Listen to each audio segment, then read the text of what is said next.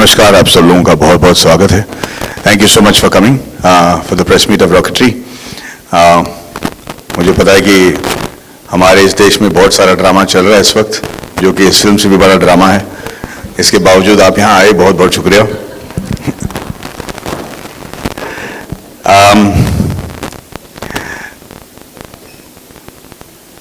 मैं ये जानना चाहता हूँ कि मैं आपके साथ हिंदी में बात करूँ या अंग्रेजी में। हिंदी ठीक है, बढ़िया। तो मैं इस प्रेस कॉन्फ्रेंस को इसके साथ शुरू करना चाहता हूँ कि ये पिक्चर बनी कैसे, बनी क्यों और इसकी खासियत क्या है। विक्रम वेदा नामक पिक्चर खत्म करके तमिल में जब मैं सोच रहा था कि मैं कौन सी पिक्चर बनाऊं, उस वक्त किसी ने मुझसे आके कहा कि भाई नंबी नारायण नामक एक इसरो साइंटिस्ट हैं। ये 2016 की बात है कि नंबी नारायण करके एक साइंटिस्ट हैं इसरो के, जो कि दिखने में बहुत अच्छे हैं। उनके एक मालदीवियन औरत के साथ अफेयर हो गई, दोनों पकड़े गए।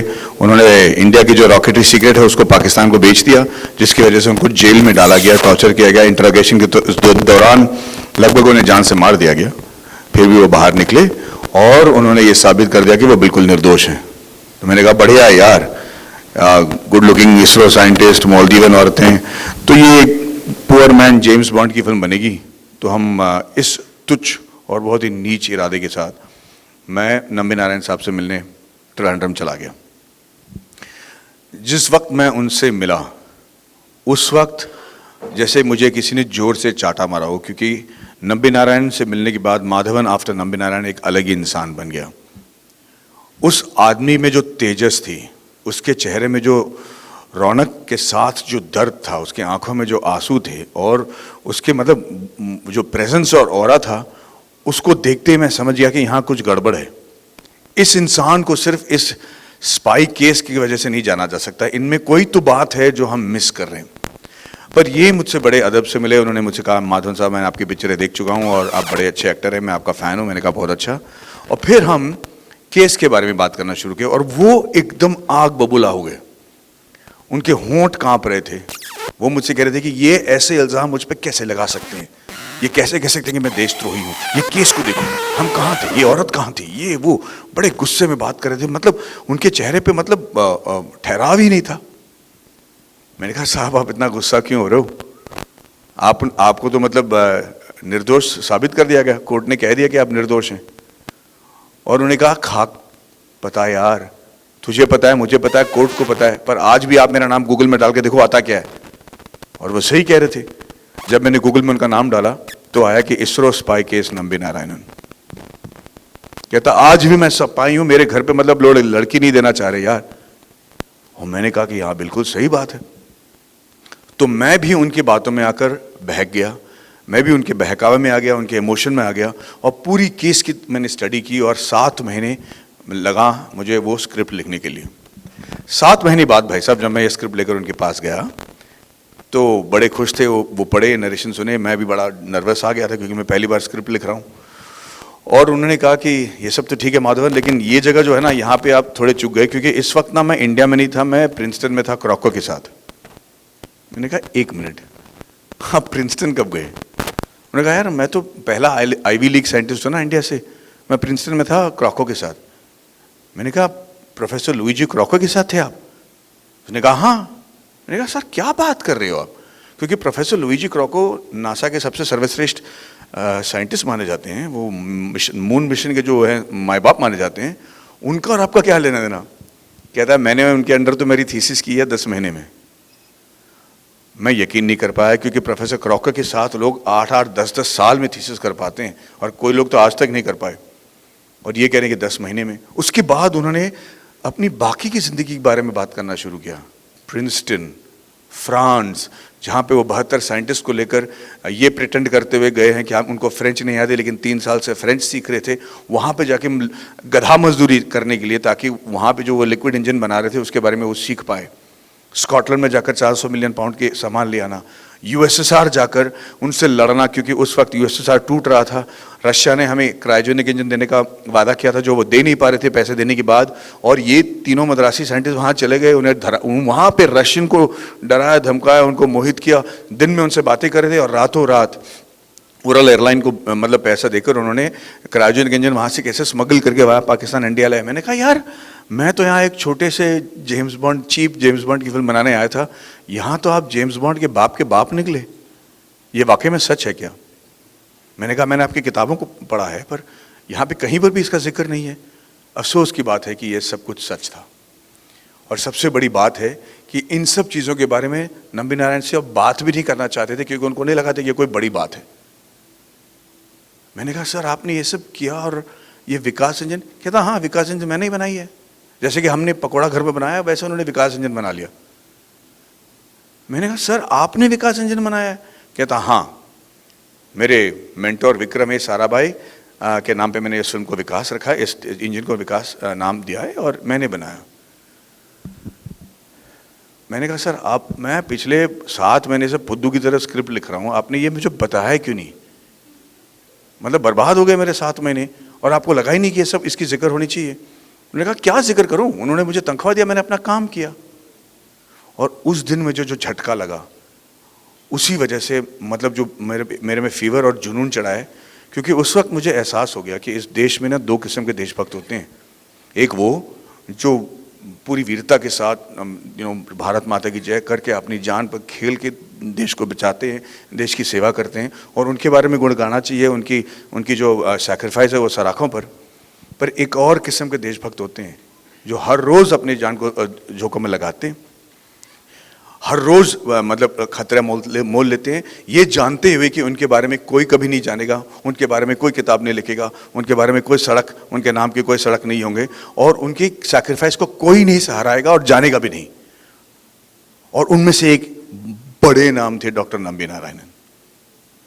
और मैं बौखला गया, मेरे अंदर मतलब एक अजीब सा एक एक्सप्रेशन होने लगा। मैंने कहा नंबी नारायण साहब ये तो बहुत गलत है कि आपके बारे में और इस केस के बारे में कोई पिक्चर बनाए, क्योंकि आपकी जो कंट्रीब्यूशन है, आपने जो इस देश के लिए किया उसके बारे में न जानना मुझे लगता है कि देश के साथ एक धोखा है। मैं आपके लाइफ पे पिक्चर बनाना चाहता हूँ। और मैंने कहा कि अगर आपको लगता है कि मैं आपके लिए एक ऐसी फिल्म बनाऊंगा जहाँ पे आपको मैं मर्यादा पुरुषोत्तम ठहराऊंगा, आपके कोई अवगुण नहीं दिखाऊंगा, आपको मैं मतलब एकदम सीधे साधे दूध में धुले हुए इंसान होंगे जिसके बारे में ये कहा जाएगा कि देश ने इनके साथ धोखा किया, तो मैं उस टाइप का फिल्म मेकर और कहानी बनाने वाला नहीं हूँ। मुझे ये बताइए कि आप में अवगुण क्या हैं, आप कैरेक्टर फ्लॉज क्या हैं, आप में हैवानगिरी क्या है, आपने ऐसा कुछ किया है जो इंसान मतलब डर जाए आपको देखकर। मैंने कहा कि आपने किसी औरत के साथ सोया है, कि आपने अफेयर की है, बताइए। 75 साल के एक उम्र इंसान से मैंने ये डायरेक्ट पूछा। 2 बजे थी, मैं जानना चाह रहा था कि ये अपने आप के बारे में क्या सोचते हैं और किस तरीके से रिएक्ट करेंगे। आमतौर पे किसी 75 इंसान के आदमी से आप कहेंगे तो वो कहेंगे चलो भैया आप अपना तमीज़ से बात किया करो, क्या बात कर रहे हो। पर नंबी नारायण साहब 1 सेकंड के लिए भी झिझके नहीं। उन्होंने कहा मेरे अवगुण के बारे में जानना चाहते हो, लो बताता हूँ।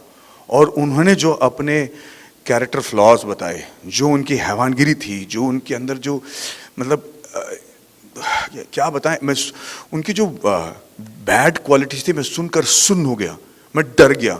मैंने कहा ये इंसान इतना बेरहम कैसे हो सकता है। और मैंने उन सब चीज़ों को बटोरा। 1.5 साल मुझे और लगे उस स्क्रिप्ट को लिखने के लिए। उन सारे अवगुण के बारे में मैंने इस पिक्चर में बताया है, क्योंकि मुझे लगा कि जब तक ये अवगुण नहीं बताए जाएंगे, जब तक मैं इसको इंसान नहीं बनाऊंगा, तब तक इनकी जो अचीवमेंट है उस पर भी कोई यकीन नहीं करेगा। और 1.5 साल बाद ये स्क्रिप्ट जब मैंने फिर से लिखी और मैंने शूटिंग शुरू किया, तब से लेकर आज तक हमारे सर से ये जुनून नहीं उतरा है। मैं आपको बता दूं कि मैंने ये पिक्चर क्यों बनाया, खास करके 2 वजह हैं। एक ये कि नंबी नारायण नामक इंसान के साथ जो हमने किया वो सिर्फ इंडिया में नहीं, कोई भी देश में लोग अपने साइंटिस्ट के साथ नहीं करना चाहिए। इससे बड़ा जो है देश के साथ धोखा आप नहीं कर सकते। दूसरी बात यह है कि हम फिल्म वाले जो हैं बड़े बड़े बजट्स की पिक्चर बनाते हैं, हमेशा स्वतंत्रता संग्राम के बारे में बताते हैं, अपनी फ्रीडम के बारे में बनाते हैं, मुग़ल फाइट के बारे में बनाते हैं। लेकिन एक और क्षेत्र है जहां इंडिया सबसे मतलब जहां इंडिया के अचीवमेंट को मतलब सराहा जाता है, सराखों पर रखा जाता है, और उसके बारे में हम नहीं कहते, और वो है साइंस एंड टेक्नोलॉजी। हमारे आईटी के जो हमारे जो इंजीनियर्स हैं, हमारे आईटी और जो टेक्नोलॉजी के एक्सपर्ट्स हैं, जो हमारे मेडिकल प्रोफेशनल्स हैं, और हमारे रॉकेट साइंटिस्ट जो हैं, अमेरिका अगर इंटरस्टेलर बनाता है, इंसेप्शन बनाता है, अपोलो 13 बनाता है, स्टीव जॉब्स की फिल्म बनाता है, तो हमको लगता है कि हाँ भाई, ये अमेरिकन में ये क्षमता है कि ये दुनिया को बचा सके, ये बड़े सुपरस्टार्स हैं, यही लोग जो हैं हमारी दुनिया को बचा पाएंगे। पर सच तो ये ऐसे ठोक के वहाँ पे हमारे यहाँ ऐसे हीरोज़ रोज पड़े हुए हैं जिनके बारे में हम नहीं बात करते, और इनके बारे में बात करना बहुत ज़रूरी है भाई साहब, क्योंकि मुझे लगता है कि हम इंटेलेक्चुअल कैपिटल खो रहे हैं हमारे देश के। और ये इंटेलेक्चुअल कैपिटल का मतलब ये है कि हर एक इंजीनियर को ये लगता है कि मैं बढ़ाऊंगा, यहाँ से बाहर जाऊंगा और मैं अपना देश का नाम बाहर रोशन करूंगा।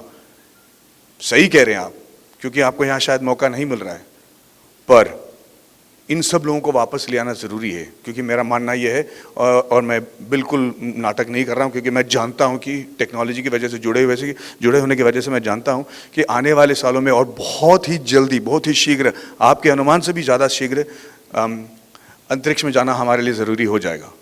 अंतरिक्ष हमारी ज़िंदगी का एक बड़ा हिस्सा बनने वाला है। हमें जाकर मून में सेटल होना पड़ेगा, हम वहाँ के एलिमेंट्स को शायद परख कर ऐसे एलिमेंट्स ढूंढने पड़ेंगे जो हमारे एलिमेंट्री टेबल में नहीं है, जिसकी वजह से शायद ऐसे दवाएं निकल जाएं जो हमारे जो डिसीज़ यहाँ पे हैं, जिसे हम ट्रीट नहीं कर पा रहे, उसके कोई हल निकल आए। हमें मार्स जाना ज़रूरी होगा। कहा जाता है कि पहले ज़माने में जिस इंसान के पास ज़मीन थी, जिससे ज़मीन पर उसका काबू था, कंट्रोल था, वो राजा था। उसके बाद जिन लोगों ने समुद्र पर कंट्रोल कर लिया, वो देश के सबसे माहिर और स्ट्रॉन्ग नेशन बन गए। फिर those that control the skies in the air, they started ruling the world and they were the most powerful nation. But now it is space, the final frontier. जिसको कंट्रोल होगा space के बारे में, जो space के बारे में ज़्यादा जानेगा और उसका कंट्रोल रख पाएगा, वही इस दुनिया में सबसे सर्वश्रेष्ठ नेशन रहेगा। और इंडिया में ये काबिलियत है। आप लोग शायद जानते नहीं, हमारा जो मंगल मिशन हमने पूरा किया है, जो पहली बार हमने सक्सेसफुल हुए हैं, एक at a cost which is less than Hollywood film, जो बाकी देश 900 मिलियन 600 मिलियन खर्च करके 35 बार 75 बार करके गए हैं, वो, और उनके पास 3 इंजन थे मार्स जाने के लिए, लिक्विड फ्यूल, सॉलिड फ्यूल और क्रायोजेनिक। इंडिया के पास सिर्फ सॉलिड और लिक्विड फ्यूल, और खास करके वो लिक्विड फ्यूल इंजन जो नंबी नारायण ने बनाया। और इस इंजन, सिर्फ 2 इंजन की वजह से हम पहली बार में एक ऐसे सैटेलाइट को लेकर अंतरिक्ष में छोड़ आए जो 1 साल तक जाता रहा मार्स में, और मार्स में अब जाकर उसको कैप्चर कर दिया। वो हम इसलिए कर पाए क्योंकि हमारे पास पंचांग थी। पंचांग की वजह से हम ये तय कर पाए कि कौन से दिन, कितने बजे, कितनी सेकंड, कितने मिली सेकंड में हमें रॉकेट लॉन्च करना चाहिए, ताकि अंतरिक्ष में जाकर जो हमारा सेलेस्टियल मैप ये बताता है कि मून की ग्रेविटी कहाँ पर है, सैटर्न की मून की ग्रेविटी कहाँ है, सन के रेस के ग्रेविटी की वजह से कौन सा असर पड़ेगा हमारे सैटेलाइट जो कि 40,000 किलोमीटर पर सेकंड जा रहा है, वो हर चीज़ को 1 साल के लिए हम कैलकुलेट कर पाए बिकॉज ऑफ आवर पंचांग, और हम सक्सेसफुल हुए। और इसके बारे में हमने फिल्म नहीं बनाया, ऐसे लोगों के बारे में हम नहीं कह रहे हैं, क्योंकि शायद हमको लगता है कि ये सब मुमकिन नहीं है, सिर्फ अमेरिका में ये पॉसिबल है। इसी वजह से मैंने ये फिल्म बनाया। दूसरी बात, इस फिल्म में हमने ऐसे कई चीज़ें की हैं। एक्चुअली मैं ये सोच रहा हूँ कि मैं आपको पहले ये बता दूँ कि मैं बता दूँ नंबी नारायण साहब के साथ हुआ क्या। पता है, हम लोग जब स्कूल में होते हैं, माफ़ कीजिएगा आपको ये कहानी ऑलरेडी पता है, आप लोग यहाँ बैठे हो, लेकिन जब हम स्कूल में होते हैं ना, तो हमारे क्लास में हमेशा एक इंसान होता है, एक लड़का होता है जो गुड बॉय होता है, जो हमेशा होमवर्क ख़त्म करता है, कपड़े आयन करके आता है, टाइम पे स्कूल पे घर आ जाता है, स्कूल चला जाता है, बदमाशी नहीं करता, सबसे सामने बेंच में बैठता है। टीचर जब सवाल पूछती है तो सबसे पहला हाथ उठाकर सवाल मतलब सही जवाब भी दे देता है। मतलब माँ बाप कहते हैं कि इसके तरह तो क्यों नहीं हो सकता, मतलब। और जब ये लड़का कहीं थोड़ा सा गलती करता तो सबसे पहले टपली मारने वाले हम भी होते हैं कि यार ये गलती कर गया ना, ये पे देखो इंसान है, ये जो है नॉर्मल है, और हम सब टूट पड़ते हैं उस पर, ताकि हमको भी ऐसा लगे कि हम भी उतने ख़राब नहीं है जितना, और ये भी उतना अच्छा नहीं है जितना 2 लोगों को लगता है। और ये जो हमारी फितरत है ना, इसको हम सोसाइटी में भी ले जाते हैं। जब हम बड़े होते हैं, हमारे लिए यकीन मानना मुश्किल हो जाता है कि अरे यार इतना अच्छा इंसान कैसे हो सकता है, कुछ ना कुछ गड़बड़ ज़रूर होगा इसका। नंबी नारायण इतने अच्छे, दिखने के लिए इतने अच्छे हैं, उनके साथ ये अफेयर क्यों नहीं हुआ है? तो अफेयर ज़रूर किए होंगे। मालदीवियन औरत के साथ उनको अफेयर हुआ ही हुआ, क्योंकि वो दिखने में इतने अच्छे हैं और इतने बड़े साइंटिस्ट हैं, इतने जीनियस हैं। और मैं आपको बता दूं कि नंबी नारायण साहब देखने में बहुत अच्छे थे, बहुत ही अच्छे नहीं, एकदम गुड लुकिंग थे। इनफैक्ट मैं आप चाहता हूं कि आप अपने दिमाग में एक ऐसे गुड लुकिंग इंसान का लगा लें जो अब तक आपने शायद देखा ना हो, और जब ये प्रिंसटन में थे ना, वो इतने गुड लुकिंग थे कि लोग कहते थे कि ये जॉन एफ कैनेडी से भी गुड लुकिंग है। अब मैं चाहता हूँ कि आप वो भी इमेजिन कर लें। अब दो चीज़ हो सकता है, या तो मैडी बकवास कर रहा है, बावला हो गया है, ऐसा हो नहीं सकता, या ये हो सकता है कि नंबी नारायण वाकई में इतने खूबसूरत थे। तो मैं चाहता हूँ कि थोड़ा लाइट्स बंद कर दें लोग, और भाई साहब आप भी थोड़ा लाइट्स बंद कर लीजिए। और मैं आपको एक तस्वीर दिखाऊंगा जब नंबी नारायणन प्रिंसटन में थे अपनी बीवी के साथ। Lights off please. अब ये रॉकेट साइंस थोड़ी है, जल्दी बंद कर दे भाई। नंबी नारायण इन प्रिंसटन। अब आप बोलिए कि मैं गलत बोल रहा हूं, सही। Thank you. अब जब तो किसी को सबको यकीन करना मुश्किल हो गया कि नंबी नारायण साहब का अफेयर हुआ ही। आ रहा भाई, आ रहा, आराम से आराम से। थोड़ा एक कदम मैं बोलना बंद कर देता हूँ। खुश हो गए सब? चलो। तो सबको ये यकीन करना मुश्किल हो गया कि ये एक्चुअली इनोसेंट हैं। तो इस फिल्म में हमने कई चीज़ें की हैं जो मैं मानता हूँ कि आज तक किसी भी फिल्म में नहीं हुआ हो, और इसके लिए मैं आपको बता दूं पहले कि ये क्या चीज़ें हैं। सबसे पहले तो इस फिल्म को हमने 3 लैंग्वेज में लगातार शूट किया है, इंग्लिश, हिंदी और तमिल। और इसको हमने 8 कंट्रीज़ में शूट किया है। हमारे सारे आर्टिस्ट हर लैंग्वेज बोलते थे, और हमने लाइव साउंड शूट किया और 50 साल दिखाया है, जो आज तक किसी फिल्म में किसी ने नहीं किया हो। दूसरी बात, इस फिल्म में हमने जब किरदार निभाया तो हमने 29 साल की उम्र से लेकर 80 साल की उम्र तक के इंसान की मैंने वो दिखाई है, लुक दिखाई है। और इस लुक में हमने थोड़ा भी प्रोस्थेटिक नहीं यूज़ किया, यानी कि कोई चिपकाई हुई दाढ़ी नहीं, कोई विग नहीं, कोई वजन जो है पैडिंग की वजह से नहीं दिखाया गया, पतला दिखाने के लिए हमने ग्राफिक्स नहीं किए। 2.5 साल की रिसर्च किया था मैंने, अपना जबड़ा तोड़ाया था ताकि मेरे दांत नंबी नारायण साहब की तरह लगे। और मैं आपको ये एक ट्रांसफॉर्मेशन वीडियो दिखाना चाहता हूँ, जिसको देखकर आपको पता चल जाएगा कि हमने क्या क्या किया। पर ये हमने 2.5 साल के रिसर्च के बाद पूरी तैयारी के साथ, पूरी सुरक्षा बरकरार रखते हुए हमने ये सब किया है, जो आज तक मुझे नहीं लगता किसी ने किया हो। तो मैं आपको पहले ये दिखाना चाहता हूँ। Do we have the making video? या लुक, एक वीडियो देख लीजिए आप। Lights off please.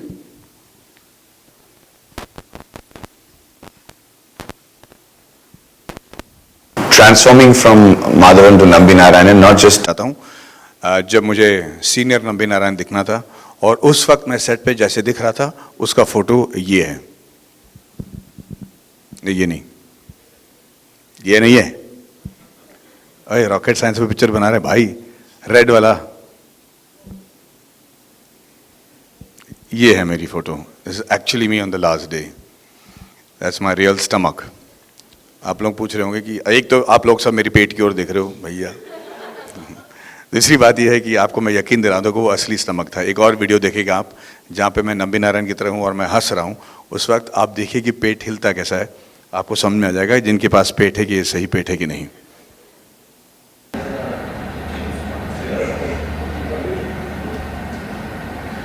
ये पैडिंग वाला पेट हो नहीं सकता।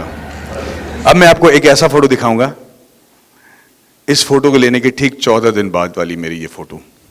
आप हेयर स्टाइल नोटिस करें ताकि आपको यकीन हो जाए कि कुछ चेंज नहीं हुआ। और 14 दिन बाद हमारे रिसर्च की वजह से जो हमने किया है वो फोटो देखिए। या तो मैं बता दूं कि ये सब रियल है। अगर आप पूछोगे कि ये सब रियल रखना क्यों ज़रूरी था, मैं आपको बता दूं कि मैंने जो कुछ भी इस फिल्म में दिखाया है हर चीज़ रियल है। और अगर ये देखते वक्त आपको थोड़ा सा शक हो जाए कि भाई ये मूंछ अलग झूठा है, या दाढ़ी झूठा है, या पेट पे पैडिंग डाला गया है, तो बाकी सब चीज़ों पे भी आपका यकीन उठ जाएगा। Which is the reason I had to do this. यही नहीं, मेरे सारे साइंटिस्ट, मेरे सारे आर्टिस्ट ये कर पाए हैं। और इसके साथ जो हमने एक और चीज़ किया जो पहली बार की जा रही है फिल्म स्क्रीन पर, वो ये है कि आप लोगों ने रॉकेट लॉन्च देखे होंगे, बहुत सारे रॉकेट्स देखे होंगे, आपने स्पेस देखा होगा, सैटेलाइट देखा होगा, लेकिन आप में से किसी ने स्क्रीन पर रॉकेट इंजन नहीं देखा होगा। और मैं लेडीज़ को बता दूं, औरतों को बता दूं कि रॉकेट इंजन जो है ना, देखने के लिए एक डायमंड ब्रोच की तरह दिखता है। मतलब आप देखते ही प्यार हो जाए। मेरी बीवी कह रही थी यार दे दो, मैं लॉकेट की तरह पहन लेती हूँ। इतनी खूबसूरत है वो, शाइनी होता है, एकदम प्योर होता है, एक डस्ट उस पर नहीं हो सकता, क्योंकि अगर डस्ट हो तो मैल फंक्शन कर जाएगा। लेकिन जब वो इंजन चालू होता है वो इतना पावरफुल होता है, उसमें इतनी शक्ति होती है कि 3 किलोमीटर तक के आपके कान के पर्दे फट जाएं, खून निकल आए। और ये आवाज़ जो इंजन करती है, that is the loudest noise known to man. तो ये अगर आपका सवाल है कि ये पिक्चर बनाने के बाद कोविड के दौरान आपने ये फिल्म को क्यों नहीं रिलीज़ किया, वो इसी वजह से, क्योंकि जो हम इसका इफेक्ट स्क्रीन पर देख पाएंगे वो हम OTT पे बिल्कुल नहीं एहसास कर पाएंगे। और ये सिर्फ फिल्म के साथ नहीं बल्कि नंबी नारायण साहब के साथ भी नाइंसाफ़ी होगी। इसीलिए जिस जुनून के साथ हमने पिक्चर बनाई थी, और मैं आपको बता दूं कि ये पिक्चर किसी भी तरीके से लॉजिकल नहीं है। ये मेरे मार्केट जो इसकी जो बजट है वो ये मेरे मार्केट वैल्यू की कहीं ज़्यादा है, तो इसको बनाना ही नहीं चाहिए था। मैं इसलिए इस फिल्म को लिखना शुरू किया क्योंकि मैं इनके सब्जेक्ट के बारे में जानता था, टेक्निकल नॉलेज है, इंजीनियरिंग में इंटरेस्ट है, एरोस्पेस में इंटरेस्ट है, तो मैं इनके इंजन की खासियत समझ पाया और उसको समझाने में मैं अपने आप को काबिल समझता था कि मैं सीन ऐसा लिख पाऊंगा कि पब्लिक समझ जाए। अगर वो रॉकेट साइंस ना भी समझें, ये समझ जाएंगे कि इसका इम्पैक्ट क्या है, पर अगर नासा वाला साइंटिस्ट इस पिक्चर को देखे तो उसको समझ में आ जाएगा कि नंबी नारायण ने क्या तीर मारा है, उसको क्रिंज नहीं करना पड़ेगा। दूसरी बात यह है कि मैं इसको एज एन एक्टर, हर एक एक्टर चाहता है कि वो एक लाइफ टाइम वाली रोल करे जहाँ पे नायकन की तरह यंग उम्र से लेके बड़ी उम्र तक की उसकी एक्टिंग की क्षमता दिखाए। मुझे नहीं पड़ा था कि मुझे अपना जबड़ा बड़ा तोड़वाना पड़ेगा, फिर भी मैंने कहा एज एन एक्टर मैं ये नंबी नारायण का रोल कर लेता हूँ। जब मैं इसको प्रोड्यूस करवाना चाहा तो मैं बहुत लोगों के पास गया, लोगों ने कहा माधवन जी आपकी पिक्चरें बहुत अच्छी होती हैं, अच्छे अच्छे बनाते हो, ये कौन सी पिक्चर है? मैंने कहा रॉकेटरी। उन्होंने कहा क्या ट्री? मैंने कहा भाई रॉकेटरी है। फिर उन्होंने कहा अच्छा तो कर लेते हैं, क्या बजट होगी? मैंने उनको बजट बताया। कहता अच्छा हीरोइन कौन है? मैंने कहा सर फिल्म में हीरोइन नहीं है। मैंने कहा अच्छा तो अलग कुछ बात होगी, इसमें फाइट्स कितने? मैंने कहा कोई फाइट नहीं है। कहते आप जेम्स बॉन्ड की फिल्म कह रहे हो लेकिन फाइट नहीं है। मैंने कहा फाइट नहीं है। फिर उन्होंने कहा कि गाने कितने हैं? मैंने कहा गाने नहीं है। फिर उन्होंने कहा कि प्रोड्यूसर नहीं है। मैंने कहा ठीक है मैं खुद ही प्रोड्यूस कर लेता हूँ। और मेरे साथ जो प्रोड्यूस करने के लिए आए मेरे दोस्त विजय मुलन, कहाँ है भाई विजय मुलन कहाँ है नहीं? अच्छा, मेरे जो प्रोड्यूसर मिस्टर विजय मुलन हैं और वर्गीस मुलन और 27th एंटरटेनमेंट, ये भी इस फिल्म में जब जुड़े हैं मुझे लगा कि ये मेरे लिए जुड़े हैं, लेकिन सच तो ये है कि ये नंबी नारायण साहब के इतने बड़े फ़ैन थे कि इन्होंने कहा कि ये पिक्चर बनाना है और चाहे सर फूटे या माथा, ये पिक्चर हम पब्लिक को ज़रूर दिखाएंगे। तो वो जुड़ गए, तो पिक्चर के लिए हम रेडी हो गए। पर कतई इस फिल्म को मैं डायरेक्ट नहीं करने वाला था, क्योंकि डायरेक्ट करने के लिए जो क्षमता चाहिए वो मेरे में है ही नहीं, पेशेंट भी नहीं है। मैं एक एक्टर हूँ, सेट पे चले जाता हूँ तो लोग बोलते हैं कि भाई आज ये कपड़े पहनना है, इस हीरोइन के साथ ना अचाना है, हम स्विट्जरलैंड जा रहे हैं, हम शूटिंग कर लेते हैं, हमको चेक दे देते हैं, मैं बैंक चला जाता हूँ, रिलीज़ के टाइम पे नर्वस होने का नाटक कर लेता हूँ, पिक्चर रिलीज़ हो जाती है, फिर खुश हो जाता हूँ। पर ये डायरेक्शन मोल लेना, लोगों के लिए रुकना, उन लोगों के लिए उन लोगों को फ़ोन करना जिनका मैं फ़ोन शायद लाइफ में कभी उठाऊँ नहीं, ये सारी चीज़ें मुझे करना पड़ा। लेकिन मैं इसे डायरेक्ट करने के लिए रेडी नहीं था। शूटिंग के 20 दिन पहले, 25 दिन पहले मेरे डायरेक्टर साहब जो थे उनसे उनका शेड्यूल मैच नहीं हो पाया, उन्होंने एंड वक्त पे हमें वो इस फिल्म को डायरेक्ट नहीं कर पाए। उस वक्त मेरे पास दो चारा था कि पिक्चर को या तो ड्रॉप कर दो या फिर नंबी नारायण साहब का कहना था कि मैडी आप ये कहानी के बारे में जानते हो, इंजन के बारे में जानते हो, आपने बड़े बड़े डायरेक्टर के साथ काम किए, तो आप फिल्म को डायरेक्ट ज़रूर कीजिएगा। और मेरे फंडर्स भी कहा कि हाँ है आप करो यार, इट शुड बी ओके। तो एक मूड में आके, जोश में आके मैंने कहा हाँ मैं डायरेक्ट कर लेता हूँ। लेकिन 25 दिन बाद जब मैं पहली बार सेट पे गया तो ऐसी फटी है कि क्या बताऊँ। मतलब मेरे सामने एक ऐसा पहाड़ खड़ा था जिसका मैं शिखर नहीं देख पा रहा था, डरा हुआ था। मेरे दोस्त ने कहा यूएस से फ़ोन करके, पता नहीं क्यों उसने फ़ोन किया, लेकिन यूएस से फ़ोन करके उसने कहा कि मैडी यार तू सेट पे पहुंच चुका है, लोग रुके हुए हैं, तेरे सामने कैमरा है, एक शॉट ले ले, पहला शॉट तो ले ले, छोटा सा एक शॉट ले ले बस, फिर तय करना कि करना क्या है। मैंने कहा ठीक है। मैंने एक पहला शॉट लिया, फिर दूसरा शॉट लिया, और ऐसे शॉट लेते लेते आज मैं आपके सामने खड़ा हूँ। 1 जुलाई को पता चल जाएगा कि हमारा कौन कितने पानी में है। पर मुझे गर्व है कि मैंने वो पिक्चर बनाई है जो मैं बनाने निकला था। भले ही 6 साल लग गए हों इस सफ़र में, पर the degree of separation between the originally conceived script and the story and the final product is the least, which is why we are very very happy and I am take great pride in presenting you the story of doctor Nambi Narayanan. अब मैं पूरी सच्चाई के साथ और ईमानदारी के साथ आपके सवालों का जवाब देने की कोशिश करूंगा। अगर आपके पास कोई सवाल है तो प्लीज़ मुझे पूछिए। हाँ जी मैम, माइक दे दें उनको। सेंटर में आ जाऊं? हाँ जी।